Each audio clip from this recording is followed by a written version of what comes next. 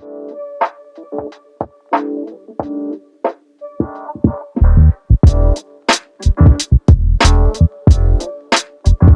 to Night School here at Cam Kirk Studios. My name is Cam Kirk. I am the founder and CEO of Cam Kirk Studios, and I'm joined by...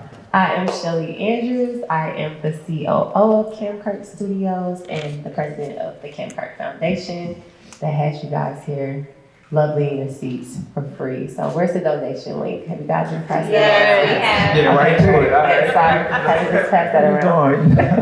Ease him in on it. To Shelly's point, though, this is a Cam Kirk Foundation event. This is the nonprofit arm of Cam Kirk Studios. This is the division of our studio that really brings a lot of the community events together. I'm seeing a lot of familiar faces, some of our creators and makers in here, some people out here for Yesterday's Tomorrow.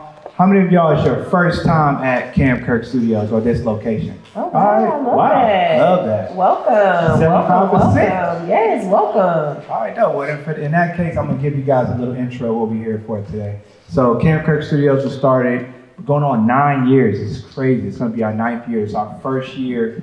We just completed 1 year here on the Beltline. We originally were downtown across from Magic City. That's why we have the famous Magic City sign right there. That's something real. Oh, they should clap up for the Magic City sign. Okay. Okay, yes, that's yeah, we will clap it up for you on the Beltline. Shout out to Magic City too. Yes.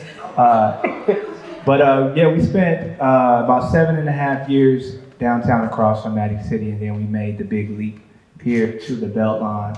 We built this location literally from the studs, so it was just the floor in here, no walls.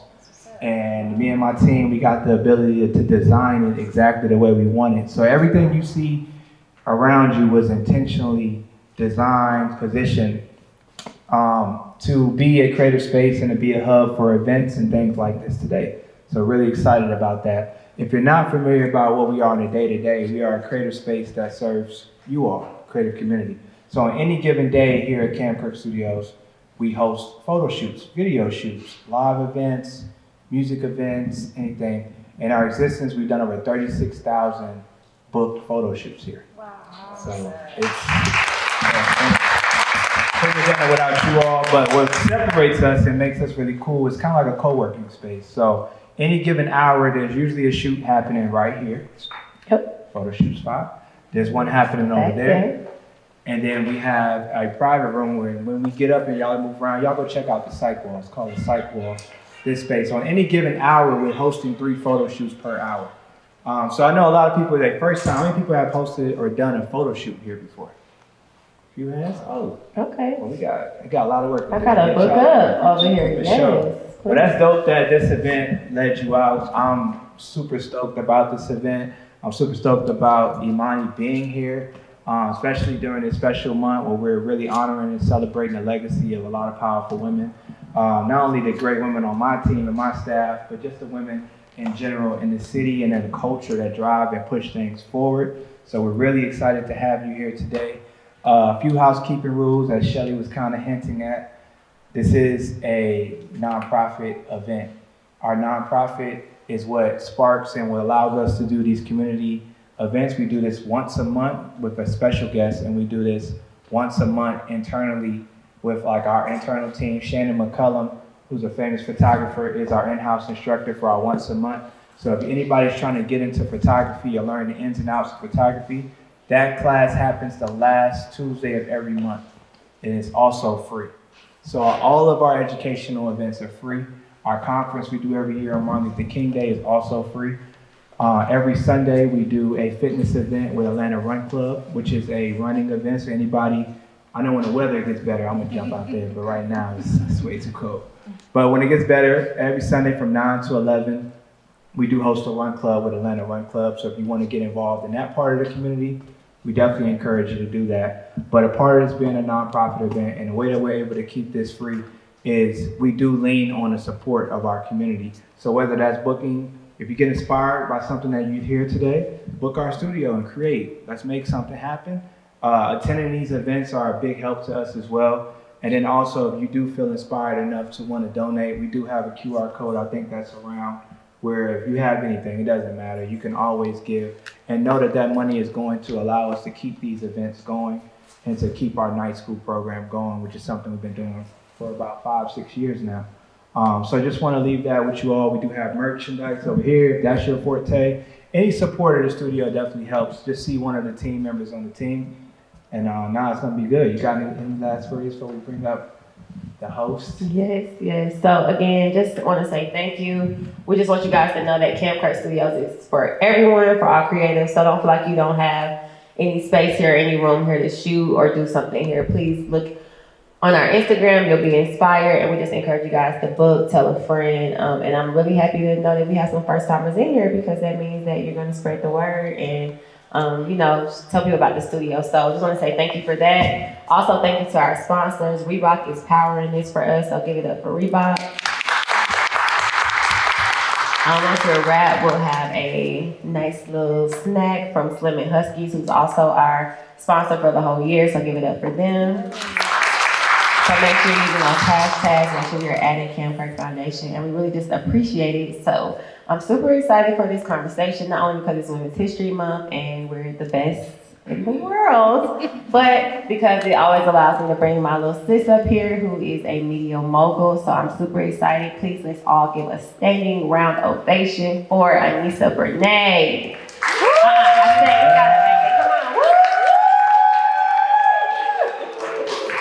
What's going on, everybody? Happy Tuesday. Happy night school. If you worked a job today, make some noise. All right, and if you're an entrepreneur, make some noise. And if you do it all, make some noise. That is good to me. Y'all look good tonight. Shout out to everybody in the room tonight who is ready to go in. This is Night School, again, powered by Reebok. My name is Anisa Breneé, but y'all can call me AB. So, collectively, can I get a hey, AB? Hey, AB! Exactly, we're cousins now. All right, so I'm really excited about this conversation tonight. Imani is somebody who has poured into my career many, many years ago. We'll get into the story. We'll get into the story later. We'll get into the story later. But it's very important to me that we are sitting down together, and I'm just excited. Y'all ready? Yes. Before we bring Imani out, I want you to turn your attention to the screen. CultureCon is where it's at. The creatives are here, the vibes are here, and if you're not here, where you at?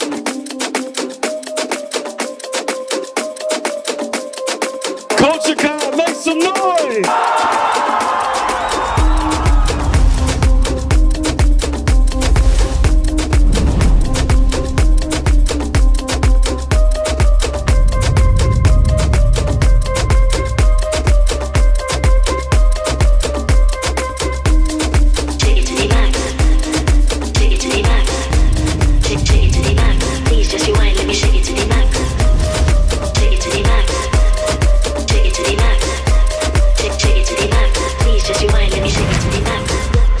She love, bad man she love, yeah. Bad man she love, bad man she love, bad man she love, yeah. Bad man she love, bad man she love, yeah. Oh, you're so fat in your shots.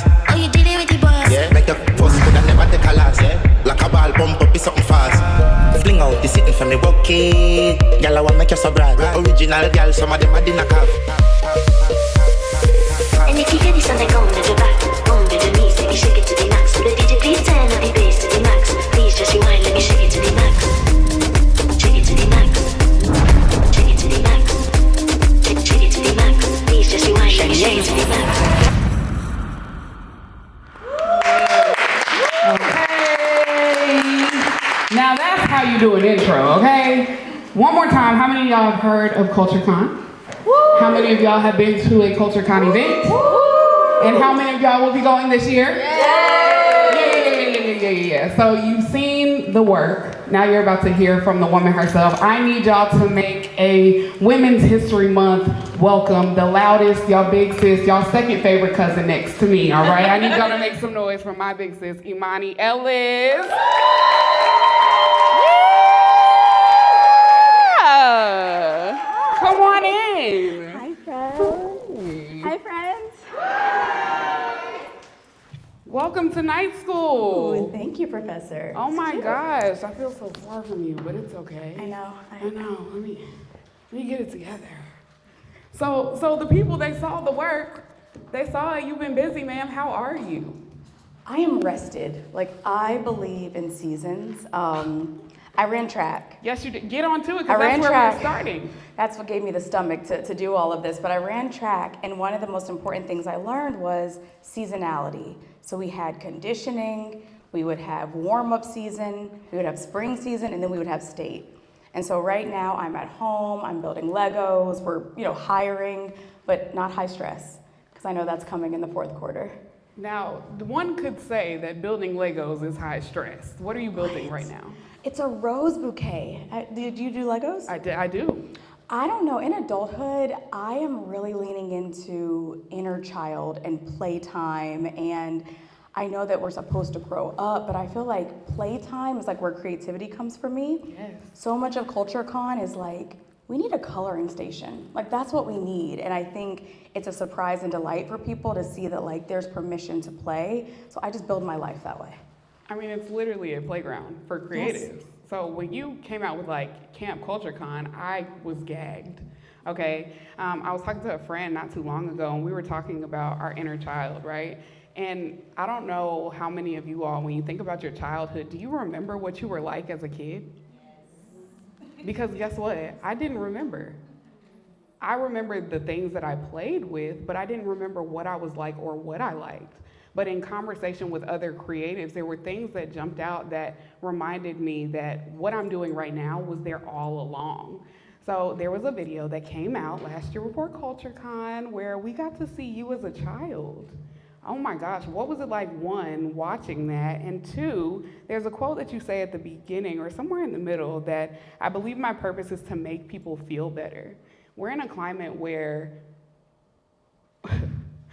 the economy is in micro braids, okay?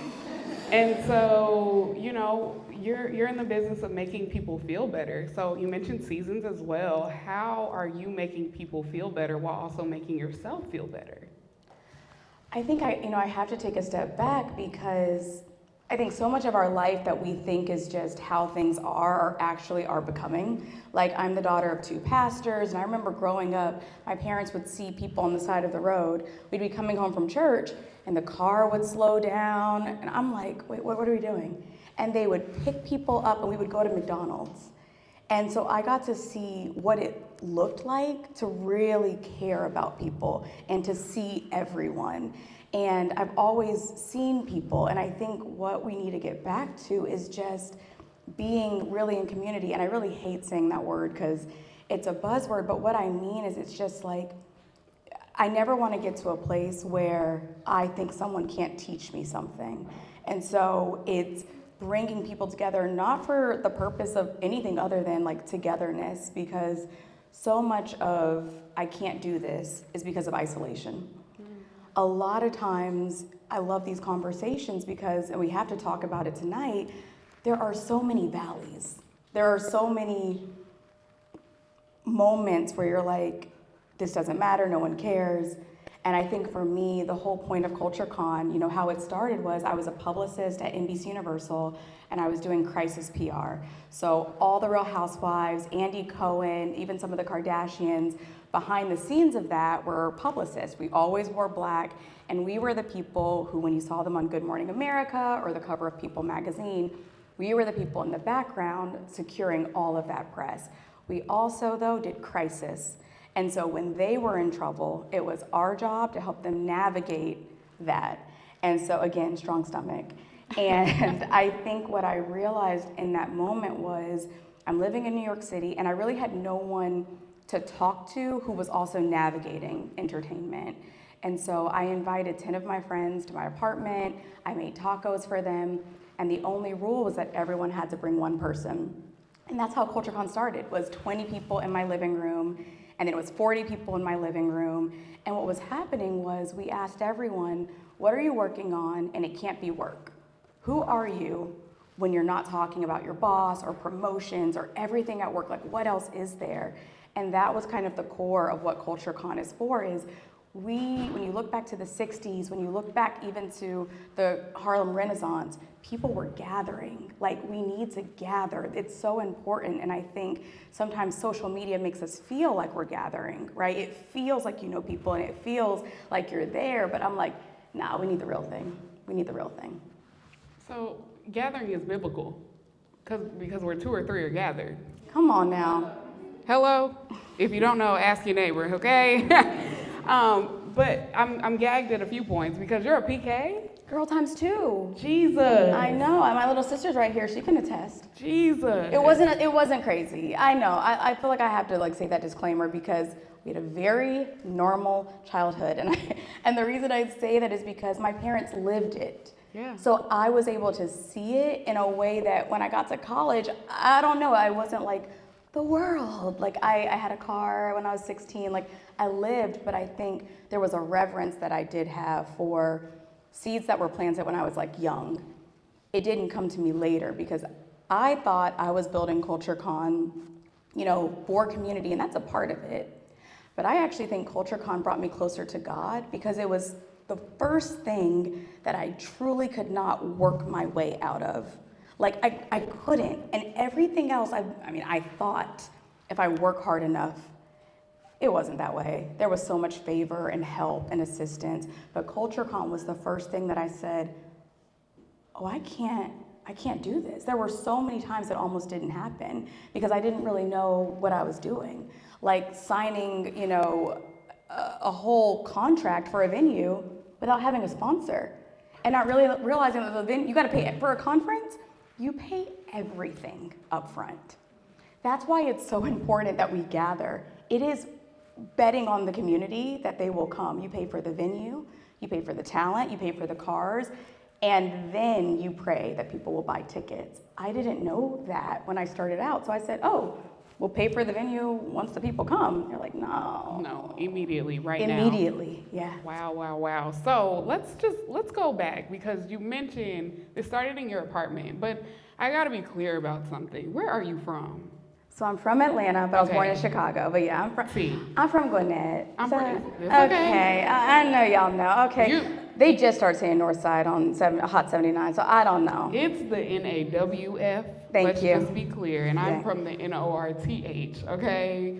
I'm Marietta. We are covered on the news. Thank you. We're included. We are included, thank you. But going from Gwinnett or Chicago, Atlanta, Gwinnett, and then you moved to New York on a prayer. Mm-hmm. Talk about moving to a city where you know nobody, you build these connections, and then you invite your 10 friends to your apartment. Now, I'm watching Paradise right now, and I'm sorry if you're not caught up. Close your ears. I'm just playing. But there is this thing where these communities are selecting certain kinds of people with certain strengths in order to stay in a room. Was there a criteria when you were selecting your friends to be in this room and to bring a +1 when you were thinking about the thing you were creating? That's a good question. No, I think we have to rethink networking. There's no way you can look at someone and decide you can extract what the value is. And so I think that's the thing that makes me the most sad, I think, about social media is some of the people who have put me on the most. You go on their social media, it's chocolate chip cookies. And 1,000 followers. Girl, but they're the one, and so you just have to go back to thinking about people. But I think, going to New York, I didn't have a lot of the skills. I went to New York very if you can make it here, you can make it. That's really how I felt. Y'all, I started at NBC. I was a coordinator, and there were 5 of us. And I was the only Black coordinator, and there were 5 of us. And our job as coordinators were to look at all the press and to send out a report every morning at 8:30. We got in at 8, it goes out 8:30 to all of NBC Universal. And we all had our days, Monday through Friday. So you owned your day. And so when I came in, I had Friday. All the other girls had Monday through Thursday. They would come in at 8 o'clock, get out their clips. I came in Friday, got in at 8. My clips went out at 11 a.m. because these girls were so fast and they talked fast, they typed fast, they thought faster than me. They would talk and I would be like, what? And then I would say, hey y'all, and they would, what? And I called my boss Miss Geyser. She was like, no, call me Jen. I'm like, I can't. Like, my body, I can't call you that. And so there was so much that I was learning. And I remember calling my parents and being like, I gotta come home. I thought I could make it in New York because I listened to a Jay-Z song. Like, I cannot. I'm not built for this. And my parents were like, okay, yeah, no, you gotta go back tomorrow. So do you know that the next day, because I was 3 hours late and getting it out, I came in 3 hours early? And nobody knew. I wasn't like, I'm here early. I was ashamed. I was embarrassed. I'm like, I'm slower than you. So I would come in 3 hours early for the first 3 months of that job. Every day, it would be dark outside. Me and the janitor are friends. I'm sitting there with the bacon, egg, and cheese trying to catch up to these girls until I caught up. And so if you are starting and it's a little bit behind, that's not how the story ends. You fast forward 7 years later, I was a vice president at 30. But if coordinator Imani would have stopped, she never would have finished the story. And so give yourself room to be trying and give yourself the margin to like not get it right the first time. Because when we were inviting people over to the apartment, there were people that were lawyers, that worked in tech, that were artists, and that was the whole point, is like we would have a photographer who needed a lawyer, right? Or, I mean, we just had the first CultureCon baby, if we're being honest. Yep. We just had a couple that met at CultureCon, just had a baby. And so it's not always just work. Sometimes you're building a life, you know? You're building a legacy. Okay. And who knows? Listen. I mean, said baby may be, you know, doing the next social media takeover. Now, I mentioned earlier that Imani is somebody who takes chances on a lot of people. And I don't even just mean inviting people into your apartment, let alone your home now, but she took a chance on me, y'all. And I mean, all this happened because I started spamming CultureCon one year, and I was like, please just see me. Come into my city, please. I got my nails done for this thing. I showed up in these bold colors, and I said, I don't know how I'm gonna do this, but we're gonna do it. Next thing I know, I'm doing a social media takeover for the first CultureCon activation here in Atlanta. And so, one, thank you, because I didn't know this would turn into this. But I also knew that what you were doing was going to shake not only Atlanta, but it was going to shake the culture in a way that we hadn't been shaken before. I almost said shook because I was shook. I was like, okay? You were shook. I was shook. But also, you got that dog in you. What kind? Listen. What kind? You gotta be, it's gotta be when the elevator opens. Boy. It's almost like you're walking. It's a beautiful day, you see a $20 bill, and you look around like, wait, and nobody's there. You gotta take it, like you gotta get it, and I feel like the reason we were able to find you and see you and platform, you were already doing that work. And so I think just be ready, like when that elevator opens and it feels too good to be true, sometimes I think I would get so scared, I'd be like, oh, it's too good to be true. You know, I remember I was at an event, I came out, I was going to the bathroom, and Issa Rae's just standing there. Yes, we love her. You know, and you're like, no, but I was like, come on. Literally, it's right there. And I go up to her and I'm like, Issa. She's like, yes. Yes.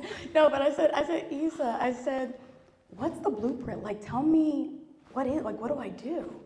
And she literally looked at me and said, we're all figuring it out. And I love that because I think that's the truth. We're all figuring it out. And whenever you have an opportunity, there's someone who's looking at all of us who's like, can you open the door for me? You have to remember that you were once the girl who was coming in 3 hours early. Ooh. Anybody showing up to their job now 3 hours early? They said no. I believe you. It was a different time. You know what? And also I'll say I loved my boss. I had a really good boss. That makes a difference. It does. I mean, I wasn't doing that, but also I think reframing the idea of showing up, it's how many remote workers do I have in the room? And how many of y'all turn your Zoom camera on every time? Exactly. What I was told was showing up looks like turning the camera on. It looks like contributing to the conversation. It looks like showing your face, because otherwise you're a flower on the wall. And so for me, my whole perspective changed about a job that I never set out to have when somebody told me you don't show up. I'm here, I'm taking notes, and I deliver, but you're not present. And so from a zoomed out lens, I would just say starting on your 3 hour earlier is turning that camera on. Your 3 hours early looks like getting that haircut, brothers. It looks like turning that camera on. Ladies, it's putting on eyebrows. It is. So specific. I mean, I know what I do. You know what, but you have to, it's like you said, you gotta rethink it. Because come on, I used to go to work, I was like, I wanted to be on camera. I thought I did, until they would make me ask questions. And I was like, I can't ask that. So I quickly pivoted. But I was just going through the motions, and I was leaving for Thanksgiving. There was another black woman, and she said, Imani, come in here, in her office. And I had my suitcase. I'm like, girl, I'm about to go eat. But I go in, and she goes, I can tell you're not trying. And it was so honest. I cried. You know when something's so honest, it's like, you feel seen. I literally said, you can see me? Nobody could see me. I was like, you can see me? And she's like, I know you're not trying. And she also said, and do you want to know what else? And I said, I mean, we're here, yeah, what else? She said, you're not gonna get promoted because you lack executive presence. Now, I could have taken that two ways. Right? I could have been like, always one, hating on me because I'm young. I said, you know what? That's actually true. That's actually true. I don't participate in these calls. I don't show my work. I just do my job. I go home. I get my, that's it. And it changed something in me. I was like, wait, I'm about to leave here with something. I started treating my job like business school. Break that down. Y'all, it's a game changer. Write this down. Don't think of this as a job that you're going in every day. Think of it like it is business school that you are getting paid to go to. What do I mean by that? Look at leaders that you like and understand, why do you like them? When you're sitting in a finance meeting and they're like, a P&L in the market, what's a P&L? Why do we care about that? In fact, I realized, I was in television, I said, how do we make money? How does the television make money? I said, ad sales, all these commercials and all these integrations. And I started having informationals with people who worked in different departments. I'm like, I'm at NBC. I need to leave here with something. And every day I would go in, and they would ask me to do things, and I would say, but why? And that absolutely saved me so much heartache as an entrepreneur, because I understood how to onboard people. I understood how to have hard conversations. I understood most people know when they're not performing. I don't have to beat around the bush. I can say, you're not performing. They're like, I know. And just thinking about, it's not just me contributing to this company. They need to be pouring into me. Now, sometimes it's rough. And it's like, I can't learn something. But I'm sure you can learn something. And if you can't learn anything, yeah, we got to pivot. We got to go.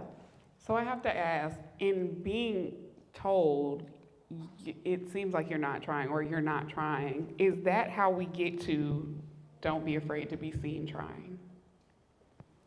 You know what, okay, this is all gonna land, I promise, but I studied German in high school.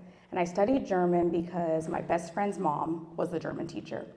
And the thing about German that's a little dark and morbid is they talk about death all the time. Like how we talk about babies and weddings. German culture talks about death as much as they talk about life. And it made me realize that things are pretty black and white. You either stay at your job forever or you leave one day, right? And I think a lot of times we make it even more complicated. So what I do is I do Odyssey planning. If I ever have to make a big decision, I will literally create all 3 scenarios and I'll write them down, and I will literally go to the end of each of them. So how does that come back to don't be seen trying? Well, it's like, okay, I have this idea. It's growing, it keeps growing. I have 2 options. It's actually pretty black and white. I have 2 options. I can stay at NBC forever. I'm a vice president. We had a corner office. It wasn't a bad gig. It was very safe. And then I did my other Odyssey planning, and I said, I could leave, and two things happen. Either it works, and it keeps going, or it doesn't work, and I find another job. And when I looked at that, and I said, well, if it doesn't work, I'll just find another job. I was like, let's go for it. But I never suggest you leave a job without a plan. I never suggest you jump out of the window, because money stress makes you desperate. And when you make decisions out of desperation, you usually end up regretting them. And so what I did was I slowly stacked money from my 9 to 5. I treated it like a business school. And then I would do CultureCon over the weekend and at night until I had enough saved that I was like, I feel comfortable. But a lot of folks who are like, just leave. It's like, they're not gonna be there when the rent's due. So anytime advice comes, you gotta put it through the filter of your life. And like, same thing with raising money. Everyone was like, Imani, raise money. And I was like, I mean, that could be cool. But I said, I just don't think people are just giving out money, right? Like, don't you gotta pay it back? And so you've gotta whenever the advice comes, put it through the filter of, does this actually work for me? Did I really wanna leave my corporate job to have a bunch of investors telling me what to do?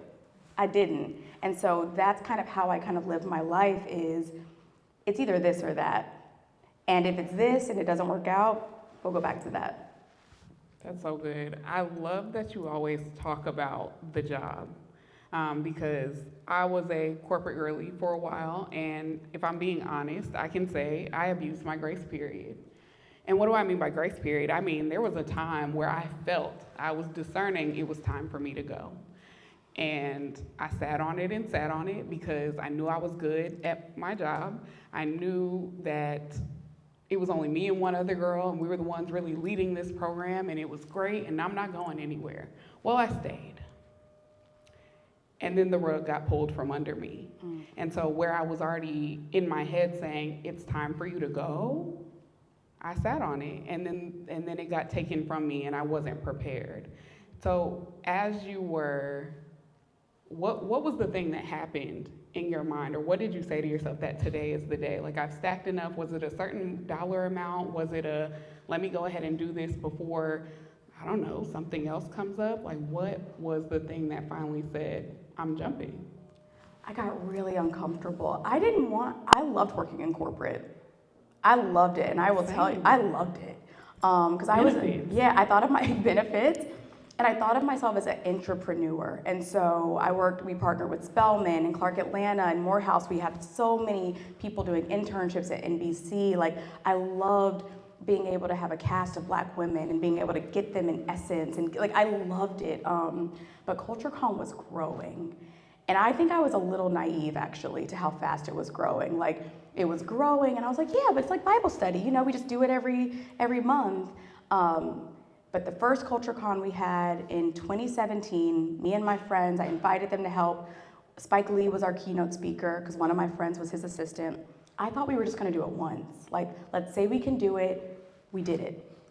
But then when we looked at the ticket page, there were 200 people signed up for the next year. And I was like, okay, so we're gonna do it again. And then at the end of the first CultureCon, a woman comes up to me and she goes, hey, like, I'm from HBO, can we present it next year? And so that elevator, y'all, that $20, I was like, I don't even know what present it means, but we about to go figure that out. So I went home and Googled, what does it mean a brand wants to present it? I don't even know what that means. I'm like, they're gonna pay for it? And so then HBO came and they paid for CultureCon, and that we had 500 people. And then after 500 people, we went to 2,000 people. And I gotta tell y'all this story because this is one of the biggest mistakes I ever made. We moved to 2,000 people, and I said, we gotta find a bigger venue. So I found Brooklyn Navy Yard on Google. I went by myself. I loved it, and she was like, well, you gotta get it now. It's going fast. I said, okay, and I signed that agreement. And then I talked to my production friend. I said, girl, I just found the best venue in New York City. It holds so many people. You wanna come with me to see it? She's like, okay. So she comes with me to see it. I'm like, isn't it amazing? Like, this can hold 2,000 people. And she goes, Imani. I was like, what? She's like, where's the bathroom? I said, wait, there's no bath. There what? She's like, Imani. I was like, what? She's like, there's no air conditioning. Imani, there's no tables, there's no chairs. She said, the only thing worse than this venue would have been to have it outside. There's no infrastructure here.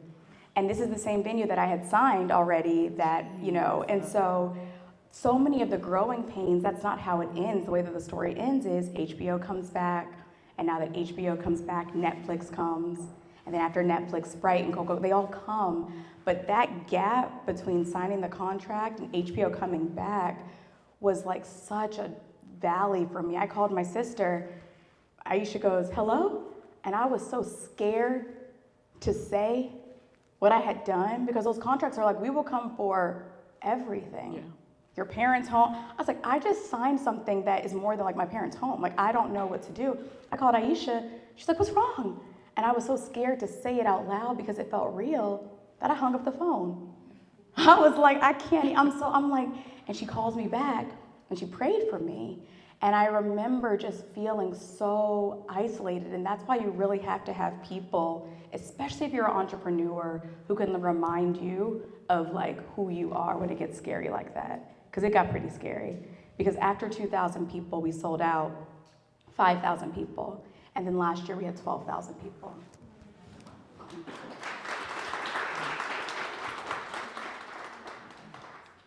The bathrooms? I swore they were there. I really think they were, yeah, they weren't there, yeah. So, by a show of hands, how many people in here are building something like a CultureCon? What do you say to the person in here who is looking for their people?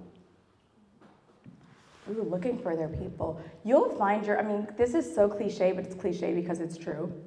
The things that you think make you different are the things that you need to lean into. I'm an introvert, and so being extroverted is a part of my job, but I'm an introverted person. I do best in one-on-one, one-on-two conversations, so I can see people and talk to them, and that's a superpower because I'm really sensitive to energy. And because I'm sensitive to energy, I can curate rooms. And so if I notice someone's like by themselves and they're trying to get in on the conversation, I'm someone who's gonna be like, wait, what were you saying? Because I know what that feels like. So find people that are your people, and also you gotta widen the real estate for good things to happen. You gotta leave your house. You gotta leave your house. If you're an introvert like me, you can make it a quest. So what I do is I have to go to one thing per week. When I say thing, it's just leaving the house. Going to get pizza, coming to night school, and once you're at the thing, you gotta talk to 2 people. Then you can go home. So you just talk in the pizza shop?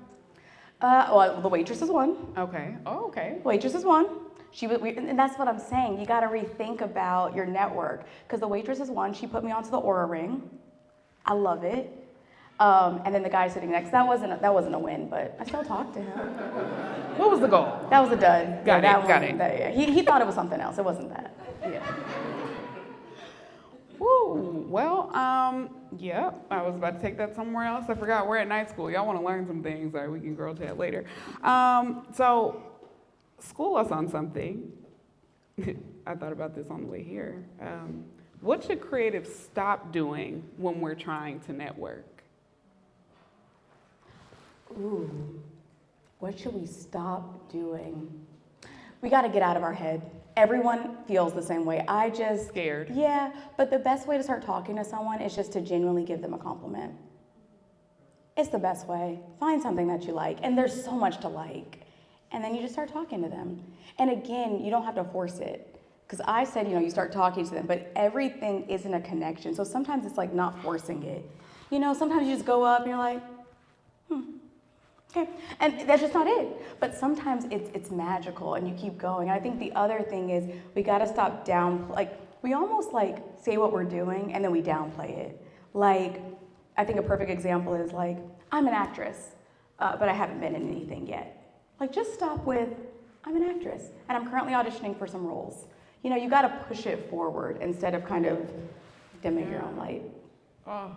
Because every time, I know for me, when I get to networking, there's always that awkward moment where you don't know when to leave the conversation or it's kind of plateauing a little bit, or, oh my God, you're so pretty, or, you know, I'll get to engaging. I think it's happened to me with you one time where I'm like, I don't have anything I'm working on. I don't even know what to catch her up on. I don't know. And I thought, it was many years ago, that will they see the value in me even if the conversation is short? I don't start with what I do. And that's another thing. We talk about how much of our identity is wrapped up in the thing that we do. Yeah. Ooh. You gotta rethink it. Like, to build a true ecosystem, it can't be like, because people are gonna do so many different things. If you would have met me 10 years ago, I was a publicist. I could have helped you with PR. You meet me today, I can get you on the CultureCon stage. So you can't be so attached to like what they're doing. It really is about like who they are. And so I would start with, you haven't seen Paradise? Girl, Sterling, like and then we can land at what you're currently doing, but people can feel when you're extracting. Like, people can feel when you're like, oh, I'm sorry, what's your Instagram? Okay, well, have a good, like that, you can feel that. And I think, again, the people that I most admire, their world is much wider than just people that can do things for them. That's good. That's so good. Now, I know the big question in the room is, you've built this large ship, and it is really pushing through the water. But you also have these huge name people on these stages. Talk about the pivot from working the job, leaving the job. CultureCon is here. You got Issa Rae on this stage. You got, I don't know, Sterling K. Brown. We got Kofi Siriboe showing up. And mind you, he was giving you the eye, sister. Clocked it. Yeah, you have these huge name people that we see all the time. How do you get people like that in this room? Back to back conversation. Taraji P. Henson? Yeah. Like, are you shook? Because I'm shook. Not for you, but with you. Yeah. Yeah, how? How do we get there? I think we talk to them about, they come because of you all. That's it. We tell them, this is the largest conference in the world for Black creatives. This is where you were 25 years ago. And when you come to CultureCon, we need you to tell us about times you didn't think it was gonna work out. We need you to tell us about times when it didn't look this perfect. And I'll never forget Tracy Ellis Ross coming out, because they're backstage and they've gone to so many stages, but they've never seen an audience like this. And the look on their faces, they're getting just as much as what the people in the audience are getting. And I think that's what makes it so special, is so many say, I wish I had this, when I was younger. I wish someone could have told me it got easier, and right before I was gonna give up, someone could have said, this is what it's supposed to feel like. And so that's kind of what really drives them to come, and we're just so grateful, because I think, again, life is it's cyclical. And all of us in this room have the opportunity to do that same thing for like the next generation. And so I think every time, we look up and it's like you said, it's like, there's Michelle Obama. And Michelle, my forever First Lady, she said, I'm so proud of you all. Girl, I cried. Because I'm like, you don't, like what you represent to me is just Everything. Everything. Yeah. First Lady. Forever First Lady. Forever First Lady. Now, CultureCon will be here before we know it. I'm super excited about it. We're all catching flights. Book it now, what scares you about this year's CultureCon versus years before? I mean, there's always that, can you do it again? I think Black women do not get a lot, if any, margin for error. But I also recognize that the pressure is a privilege, that there were times where I was praying that God would use me, and it's like, it's here. We're actually gonna be doing something in Atlanta in April. I can't say too much, but that'll be really fun on the road to CultureCon. I love that. But yeah, I mean, I get nervous. Every CultureCon, I stand upstairs with my parents and my sisters and I say, nobody's gonna come. That's like the tradition, nobody's gonna come. And every year they say, yes, they're going to come. But I still get nervous. I want you all to love it. I want you to feel seen. I want it to be everything that we want it to be. And I think the bigger it gets, sometimes the harder it is to say that to every person. But I want people to feel like this was made by people that cared about me. And sometimes that can be stressful because you want it to be perfect. So moral of the story is we're going to make this year great. Can we agree? This is a talk back. We're in school. Yes, yes, yes. We're going to make this year great, and we are going to show up. Now, we nailed CultureCon in. I got to get into you. I don't know how much time we have for. Okay, I'm great. You recently made a post talking about the seasons that we started this conversation with. I really want you to break down for our students, break down the seasons, what your track coach taught you, and how you've been able to incorporate those seasons into your life. And I'm talking beyond summer, winter, spring, fall, fighting seasonal depression, doing things well, which is the word for the year, is well in everything that we do and at the capacity in which we can do them. But yeah, really lean into those seasons. Break those down for us. Yeah, so I have 4 seasons. Feel free to steal this. It works really great for me. The season that I'm in right now, it's called Research/Play. It's one of my favorite seasons. It's where I give myself permission to do everything that I wouldn't normally do. I go to museums, just went to SCAD, saw the Andre Leon Talley exhibit. I see friends I haven't seen in a while. I just spend a lot of time reading the news. I'm just very playful because I go out into the world. That's like my research play season. And then I get into building season. Building season, it's the longest season. It's the most important season, but it's the hardest season because there's no reward. There's no validation. It's like you have to set your sights so high on a purpose that can pull you to keep building, because building might look like, wow, another day of rejection and then another day of one yes. Like building season probably is like 60% of my season. It's a big, big chunk. Then there's momentum season. For that, that's when I'm gearing up for something. So for you, that could be a launch, it could be an event, it could be a big audition, whatever you're building towards, it needs a little bit more discipline. It needs a little bit more rigor. You gotta get up. And you have to, in this season, momentum, you've gotta keep the promises to yourself. So in building season, there's a little bit more grace because it's long, right? And it's not about how many days it's perfect, it's about how many days can you reset. In momentum season, you're an athlete. You've got to, if you say you're gonna go to Pilates at 7, you gotta go to Pilates at 7 because you have to keep promises to yourself. If you can't keep promises to yourself, it's hard to keep promises to other people. And then the very end is the part that everyone sees on Instagram, right? It's the performance. It's when everything that you've been working for that no one saw finally takes a little peek and people say, where'd she come from? She just, but you were building, right? You were underground. So those are my 4 seasons. And luckily for me, because CultureCon is at the end of the year, my seasons happen to coincide with the year. But if what you're building towards is April or May, you can just reverse it. And so the most important thing is that when you're in a building season and someone else is in a performance season, to be able to understand those are different seasons, because sometimes it can feel like, but it's like yours is coming. You're just in a different season. That's good. And this is the pie chart. Yes, yes. I love the pie chart. I hope that you reshare it on your story after this so that they can see how you've broken this up. Because when I looked at it, I'm like, how did she get down to 13% for rest? Like the way you break it up down to a T. I also just have to nudge at the fact that so much of these seasons reflects your childhood. The perform, I immediately think dancer. The athlete, I immediately think track. The what I call grind season or locking in reminds me of going back to your showing up 3 hours early. So when you were creating these seasons, was this a part of your creative residency as well? Like talk a little bit about the rest part of it too. Yeah. So much of like what I'm saying is because I did it the opposite way first.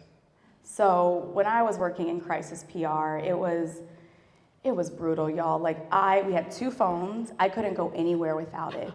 I was so attached to what was ever in that phone that I was so burnt out. I said yes to everything. I worked crazy hours. You know what they said? You know what Olivia Pope's dad said? Come on. What, you gotta be? Twice as good. And work. Twice as hard. And that's how I felt. I had to be twice as good and work twice as hard. And I was so burnt out that I took myself on a creative residency. I said, I think I'm gonna die. Like my heart, I was having palpitations. Like it was bad, I was stressed. And it's like, we kind of laugh, but the reason I got this Oura ring is because we have normalized stress in a way that will catch up to us eventually. We can't feel it now because we're young and we're agile, but if you keep putting all that stress on your body, just because you don't feel it today does not mean there aren't implications. And this Oura ring, I'll be like, wow, I had such a calm day. And the Oura ring is like, girl, you were 4 times stressed than you were yesterday. And I'm like, I was?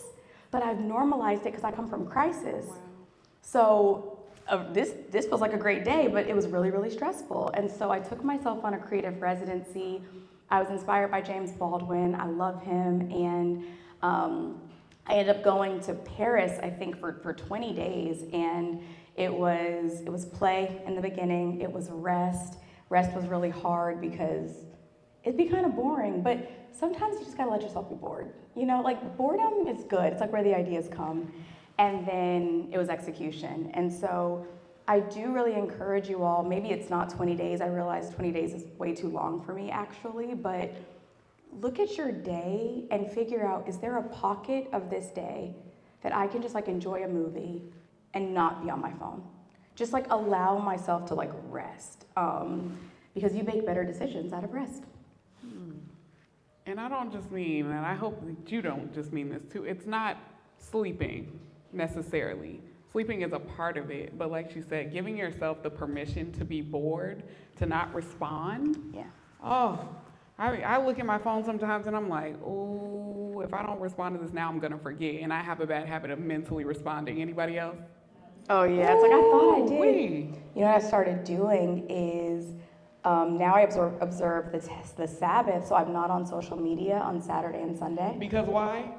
Well, even the Lord rested on the 7th day. Oh, okay. I wasn't gonna go there, but I like that. I know, I saw it. Yeah, that was good. Come on. That was good. I should have picked that one up. That was good. Yes, even God rested on the 7th day, but it resets like your brain chemistry.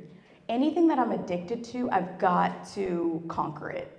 Anything I'm addicted to. Like, that's just in me. I'm like, I don't want to be a slave to anything. And I was a slave to social media. I would get off Instagram and be like, and then open it again. And I was like, wait, what?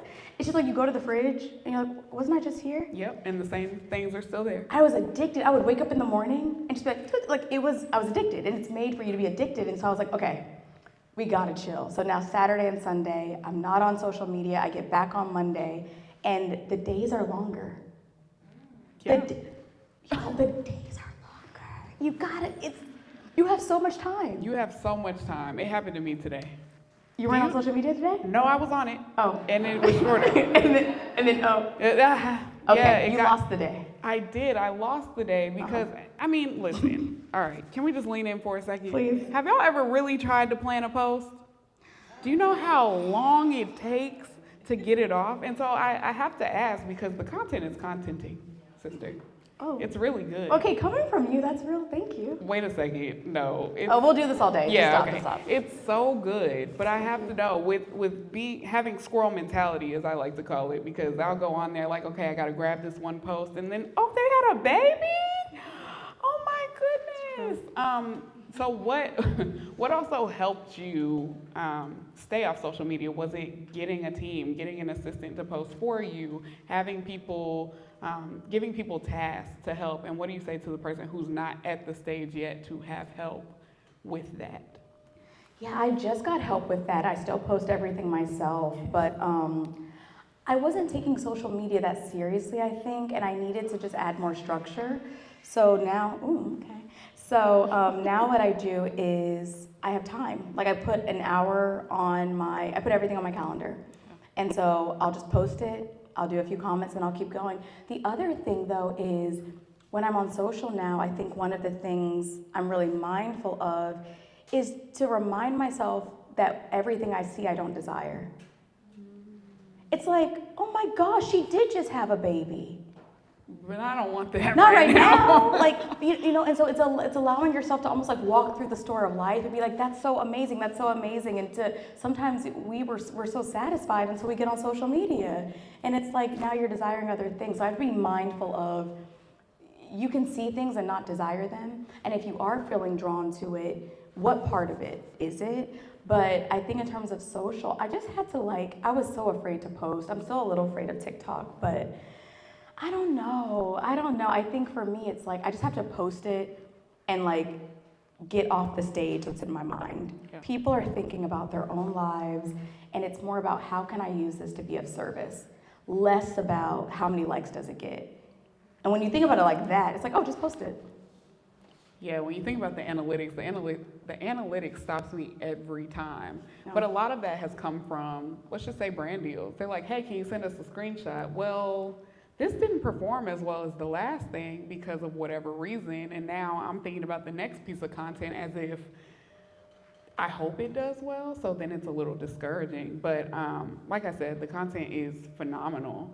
But you mentioned earlier that you weren't the girl who wanted to be in front of the camera, and now you are quite literally in front of the camera so much. What changed? What happened? Who said it's time for you to start talking? I think that people need to know that you exist. I think that I didn't know what publicity was until I met a Black publicist.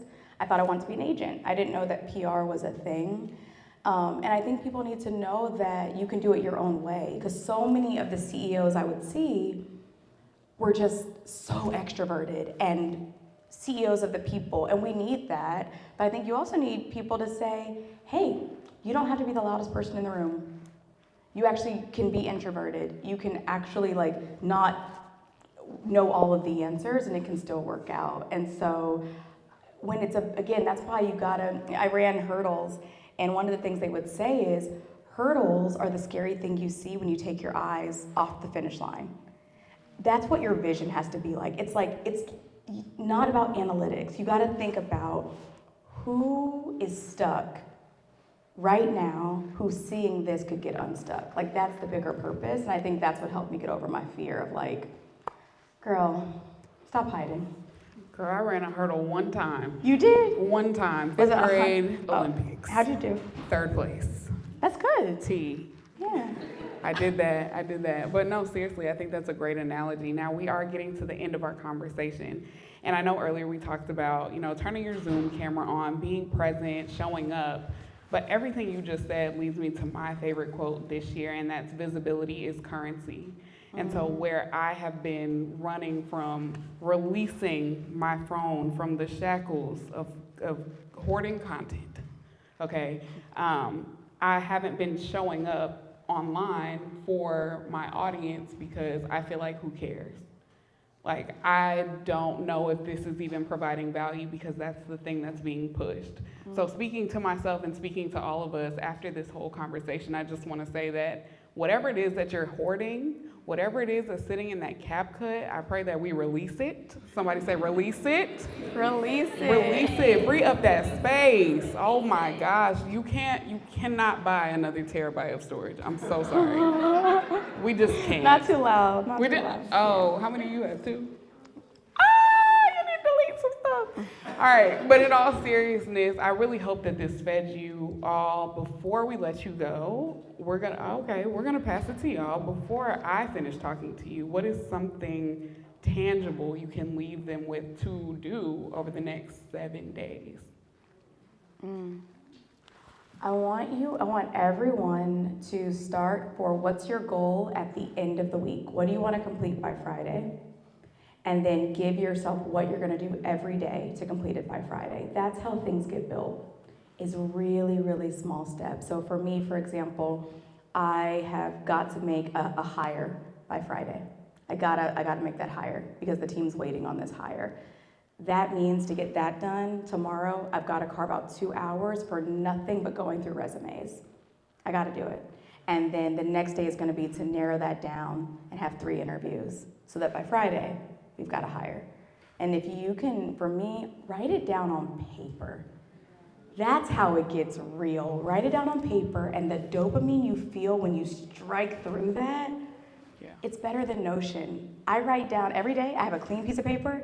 I write it down on a piece of paper. Once you say you write it down, that's when it gets real. Yeah, it does. It's real. Cause make it plain. Make it plain. Okay, we have it. We have time for questions, right? Okay, so I will release my mic. Yep. Thank you, Anisa. Oh, of course.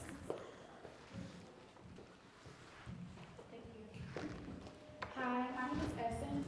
My question is for people who may not be in a creative space right now, like job-wise, how do you kind of go about jumping into that? I'm in higher ed right now, which I love, but I feel locked into that, and I'm nervous and don't really know what to do in order to do some of the things that I'm more passionate about or care about without being, in the space and having the connections to people who are in those spaces.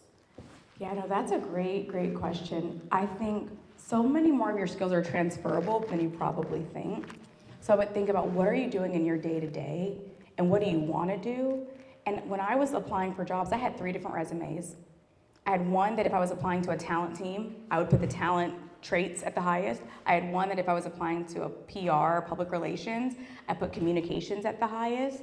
And then I had one when I wanted to be an agent, I would put like the agent stuff at the highest. It's all about how you frame it.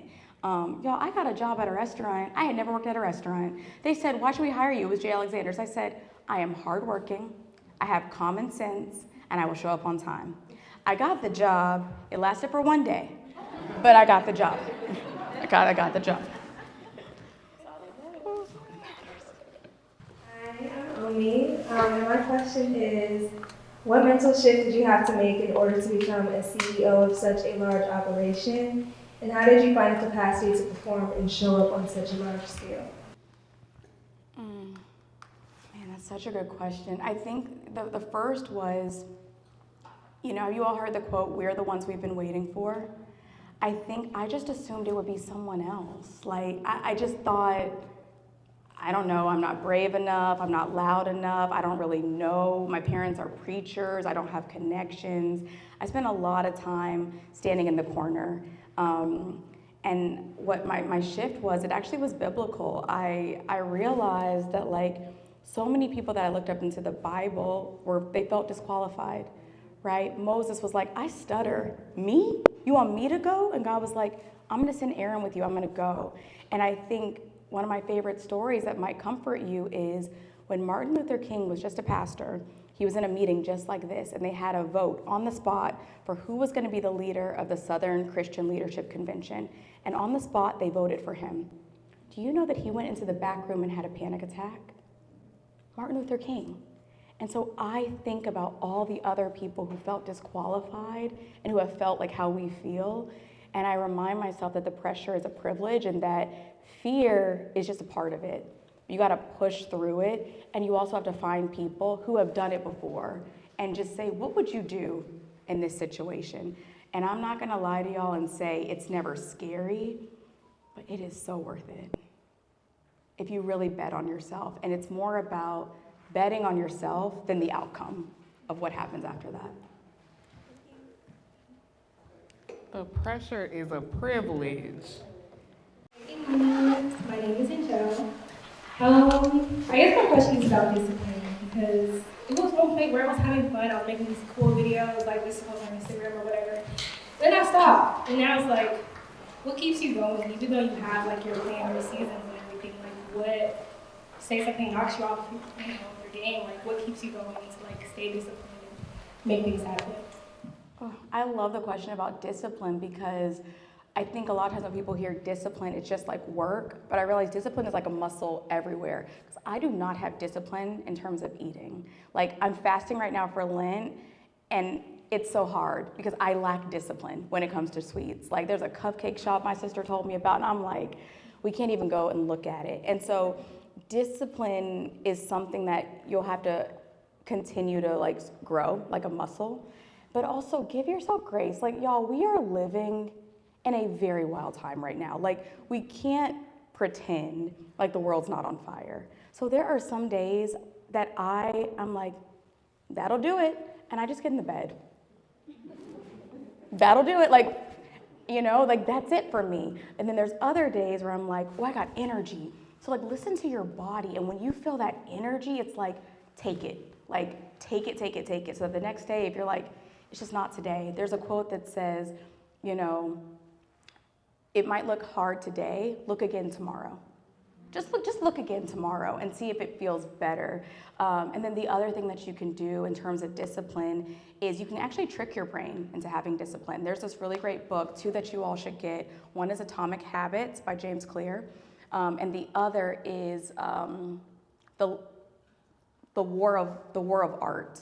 Atomic Habits is great. You can trick yourself. If there's something that you're avoiding, you can do something called habit stacking, where you put the thing that you're avoiding in between 2 things that you're already doing. So let's say every morning you do Pilates, and then you get a matcha with strawberry and extra cream.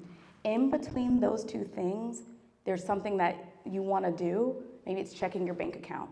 Put that thing between the 2 things. So you'll get up, you'll do your Pilates. Oh, I don't want to. Check your bank account so that you can have your matcha.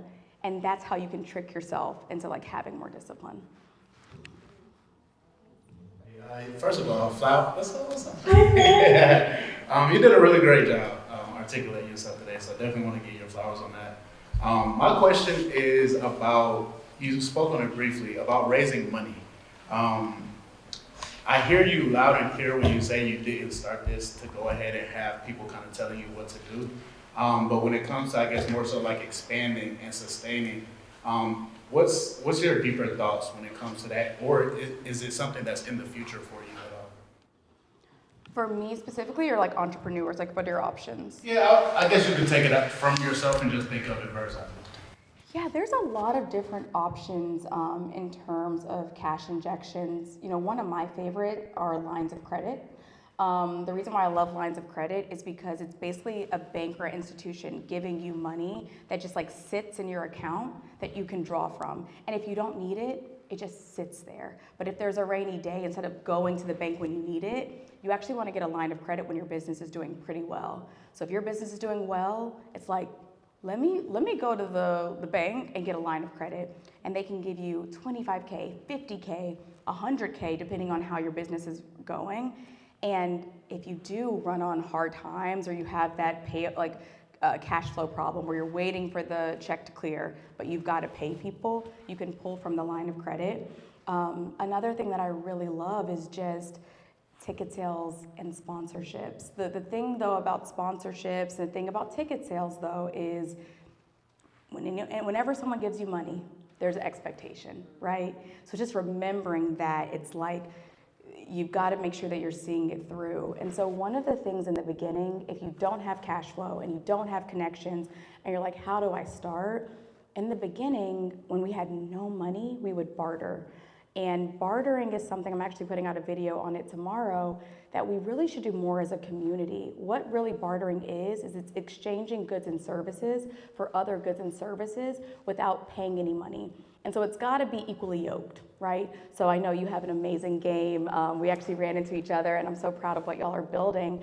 But it's like, maybe you know someone that is a publicist, and maybe she really believes in your game, right? And it could be a situation where she gets you a press write-up in essence that could change your life in exchange for 2 tickets to a Hawks game. It's ethical, it's fine, it happens all of the time, and that momentum can really help you. So when we were building CultureCon and we didn't have budget, we would barter with different people. So there was a Jamaican shack that gave us like free patties in exchange for social media. And so I didn't have money to pay for patties, but I had social media. And so then we were able to use the ticket sales from that CultureCon for the next CultureCon. Hi, in the back. My name is Martise. I run an organization called Girls Going Global. We take little black girls on trips around the world. And we're currently working on taking 100 girls to Ghana. And we recently just had a exposure moment on CNN. And so my question to you is, we always talk about like exposure doesn't pay the bills, right? But how do we leverage those types of moments, particularly when you don't have PR? what should I do beyond posting about it that is like, this is how you're going to attract more sponsors, this is how you're going to attract more of your people. So if you could speak to that, I really appreciate it. Well, first, congratulations. That's incredible. When it comes to sponsors, it is definitely a humbling experience. But one of the best things about sponsors is getting the call is the beginning of the practice, right? And so when I used to get on the call with sponsors, I was so nervous, my voice was shaking. I was like, you work at HBO? Like, I don't know, I was really scared. And most of the first year of CultureCon, everyone said no, except for HBO. Everyone said no. And I mean, we were talking to everyone. And at first I was so discouraged, but then I would say, you know, what would have moved that no to a maybe? What would you have wanted to see that would have gotten us to a maybe? And they'd say, well, you don't really have any data. I don't know what your mission statement is. How many people come to CultureCon? What are your metrics?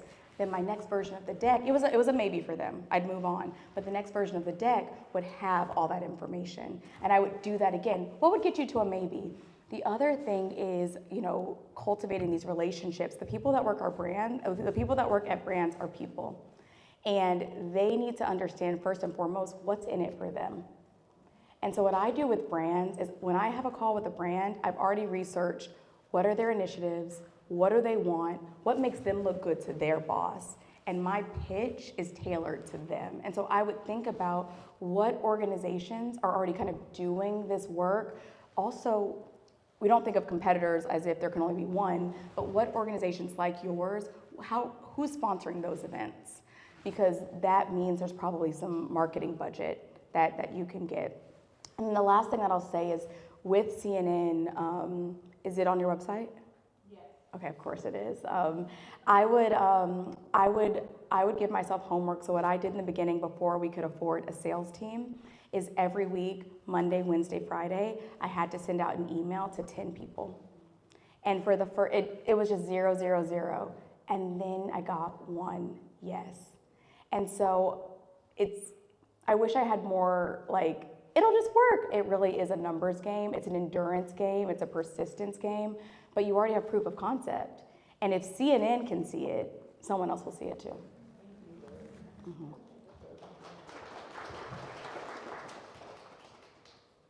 My name is Charles. I want to say first and foremost, never bigger than culture. So that's my preference. I want to say, I got a question about partnerships, sponsorships. You're a big deal. You've done a great job. And so now I imagine some big companies that are coming after you and want to be a part of it and attach themselves to the culture. So what mistakes are they making with you, and what is something that you wish those big established places would know? But then on the flip side, when you're looking at up and coming talent or things that you are seeking, what is that you're looking for? And how do you kind of like reach out to the smaller brands that you're kind of scouting? Oh, I love that question. I would say most brands that come to CultureCon humbly do so.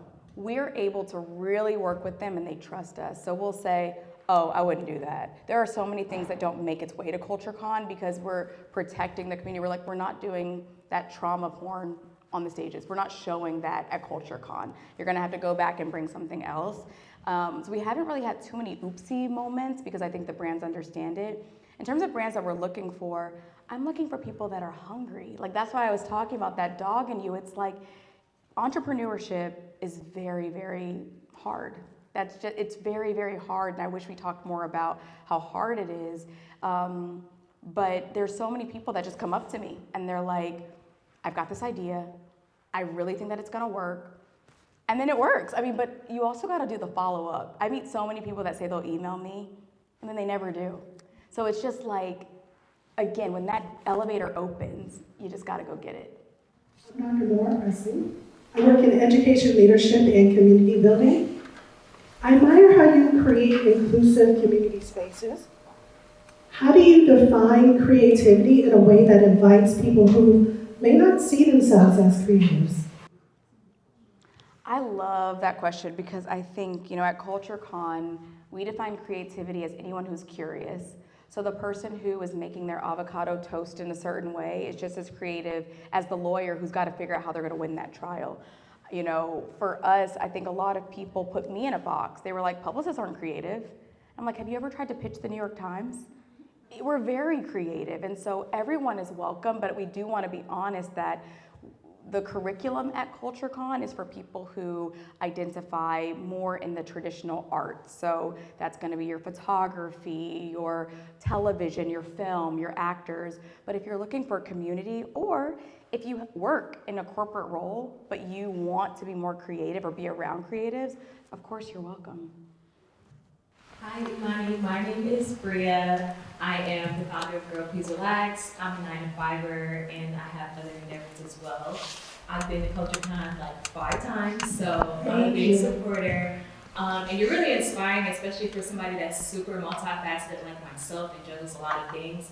But I wanted to ask you specifically, being the founder of CultureCon and the Creative Collective, and then stepping into a role where also like talent, how did you relinquish control to let your team handle these big things where you initially had all of these anxieties and fears? Like, how do you manage to take a step away and let your team run those things and focus on being a talent and getting put out and all those other things?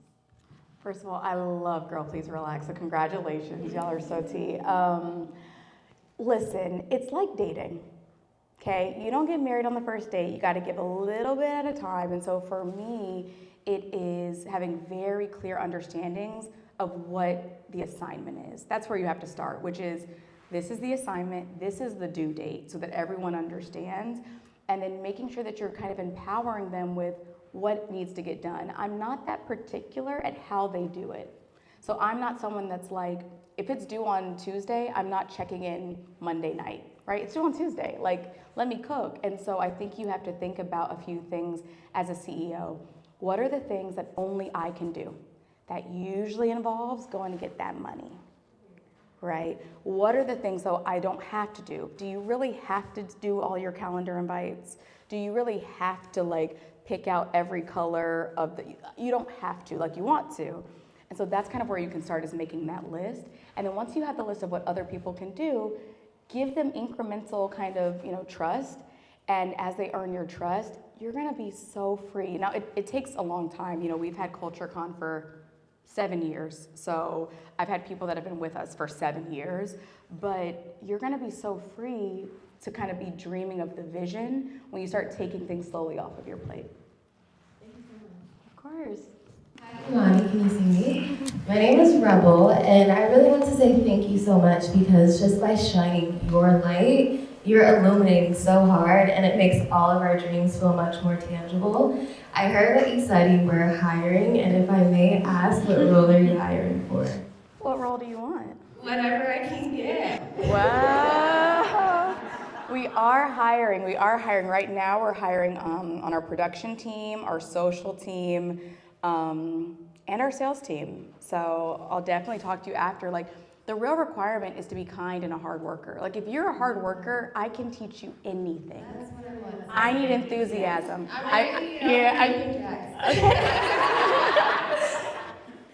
Yeah, I told the team, I said, at this point in my life, enthusiasm is more important to me than talent. If you're enthusiastic, I can teach you how to do anything. I'm right here, ready to learn. I'm gonna find you, Rebel. Wow. Y'all came with the questions tonight. We apologize if you didn't get your question asked, but we want to say thank you for being here. I'm going to encourage you to do really one thing before you leave. I encourage you to be a little cringe as you go back out into the world. And what do I mean by that? That means doing the thing that makes you feel like, I don't know how this makes me feel. Tonight we're starting with take a selfie. Take a picture, flip your camera around and use the back camera. Do the thing that makes you feel a little awkward in here. I don't just mean posting Imani when you get home and saying that you were here. I want to see you and see that you were in the room. Can we start there? Y'all don't sound confident. We want enthusiasm, right? Do it right now. Literally, right now. You saw me put my foot down, do it right now. And put the person behind you in it, and then tag them. Yeah. And then tag them. Now look, you grew your audience. No, I want you to flip it around. Use the back camera. Unscrew. Yeah. And then make a video. Yes. Yeah. Come on, Anisa. Me too.